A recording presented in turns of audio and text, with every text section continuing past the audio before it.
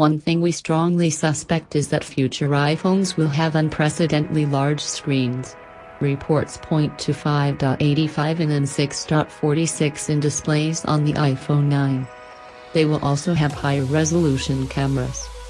In this article we discuss some of the paths smartphone technology could take in the coming years, starting with the iPhone 9, which by current trends ought to appear somewhere between 2018 and 2020.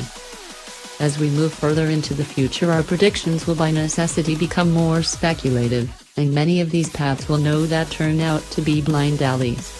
But we're happy to put on our future goggles and make some predictions about trends we're expecting in the next few years.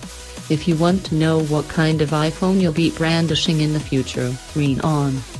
In the next few years, we suspect battery life is going to become more of a priority for phone makers and consumers. Partly this is because phones are now about as slim and fast as anyone could ever want, but partly it's because some cool battery tech developments are starting to come within the reach of mobile consumer budgets.